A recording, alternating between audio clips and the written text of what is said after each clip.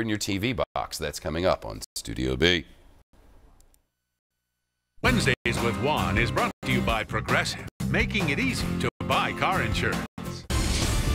20 minutes before the hour now, and there's growing unrest in Yemen as the U.S.-backed president there makes another attempt to stay in power.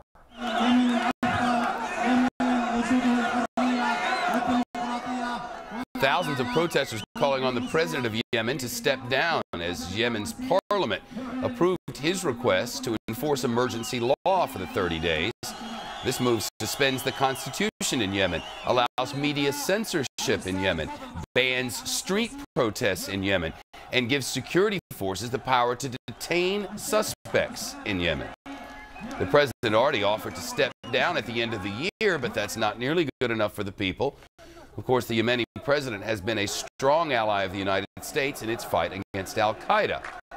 Catherine Herridge with the news live in Washington. Sometimes this spreading of freedom thinking can be problematic. Are we prepared for a collapse there? Well, the short answer is no. Speaking to reporters in Cairo, the Defense Secretary Robert Gates made a startling admission, saying, quote, "I think it's too soon to call an outcome. We've had a good working relationship with President Saleh. He's been an important ally in the counterterrorism arena. I think we will basically just continue to watch the situation. We haven't done any post-Saleh planning." Asked to explain why apparently there was no backup plan for what seems to be the inevitable departure of Yemen's president, the State Department spokesman seemed caught off guard, adding the U.S. fight against al-Qaeda in Yemen was more than Mr. Saleh. They go beyond one individual, they're government to government. And so are we planning for a future without him? Again, we're not going to try to judge the outcome, what may happen in Yemen. It's still an evolving situation. And for context, this al-Qaeda affiliate in Yemen and the American who plans those operations are really now seen, as you know, Shep, as a greater threat than Osama bin Laden. And that's key here because clearly what U.S. officials are saying to me is that the Yemeni president is more focused on his own survival now rather than our problems here in the United States, or at least those threats to us. Senators are getting into the mix, it would appear. One is warning that Yemen is on the brink of becoming the new Afghanistan. His words, not mine. Well, it's actually described to me as Afghanistan on steroids because you have the presence of Shia groups in the north and al-Qaeda in the south, kind of a witch's brew of extremist groups that can only flourish in this new safe haven. If the country devolved into chaos and there was no working relationship with the Yemenis military, I fear that Iran would have a big influence in the north and al-Qaeda would dominate parts of Yemen and have a safe haven that would have to be dealt with eventually. And again, this hunt for the American cleric we mentioned earlier, who's the first American on the CIA's killer captured list, wouldn't necessarily go on hold. U.S. officials say it would continue, but it just certainly wouldn't be front and center as it has been in the past, Shep. Yemen, we're going to have a non-war war there too? No, don't get me on the dictionary stuff. I mean, we're not planning a conflict there of any kind, right? Well, actually, the words that I did not hear today were military action at all, and I cannot emphasize enough how important Secretary Gates' comments were. I mean, that's a rare admission from somebody that they're not doing important sort of post-planning with that presidency. All right, Catherine Herridge. Good to see you, Kat. Thanks. You're welcome. Stay tuned for this one. The Italian Prime Minister Silvio Berlusconi does not invite just anybody to his bunga bunga sex parties. But now the rest of us can at least see the photos. It's bunga bunga spectacular. Google Images, they are not. Well, actually they are now, but they're here for you in the box in just a moment.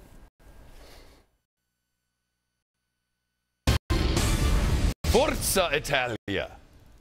We've heard the stories, but what does really go on at the Italian Prime Minister Silvio Berlusconi's bunga bunga parties? Photo time. Here's one attendee. She's clearly an on-duty police officer. And then these two ladies are testing out each other's lipstick.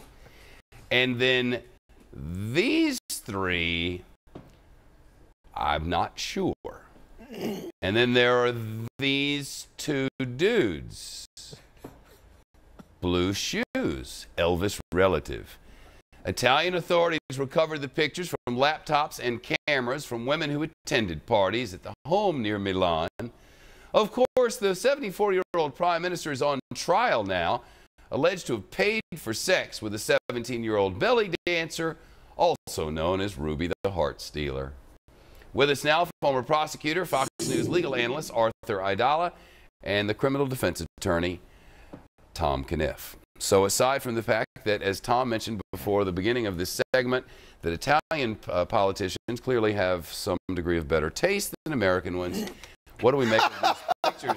I didn't hear that. What do we make of these pictures coming out now right in the middle of the Forza Italian prosecution? They apparently have better parties too, Shep. Yeah, they do. You know, look, the prosecutor's going to have a field day with this because this plays in everything that they were saying about this guy, that he's reckless, that he uses his wealth, and more importantly, his position of power to kind of lure young, unsuspecting females into this sort of, you know, Bacchanalian debauchery. Bacchanalian debauchery. The god of wine and revelry, right? Of course. That's what's going on. That's what's going on. That's what's going on in Milan. And, you know, it's going to paint the image of this guy as a cad. And, you know, the type of guy that's willing to take the type of risks that are involved with seducing an underage prostitute and thinking you can get away with it and then trying to cover it up. So here's what's going on. In 1994, Berlusconi came into power. Berlusconi. It's been the only solid government that Italy has had since World War II. They were changing their governments every year. The United States did good under Richard Nixon, too. So he was there. He's been there since '94. He boosted their economy. He's added stability, and now they're tired of him. Shepard, you know how big the complaint is against him? What, are you running his campaign? Do you know how many pages the criminal complaint is?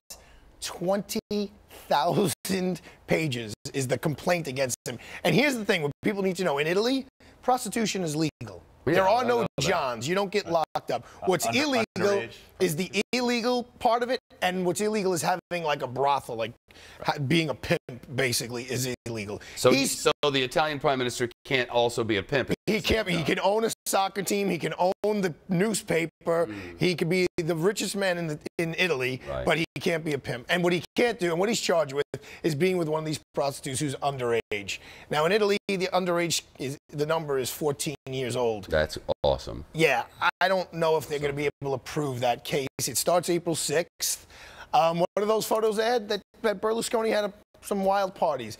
They don't go to whether or not he actually had sex with an underage person, which is what he's ultimately charged with. He's also charged with calling the cops and getting her out of trouble when she got locked up. That may be the more serious. It's tough out there for a pimp. Right.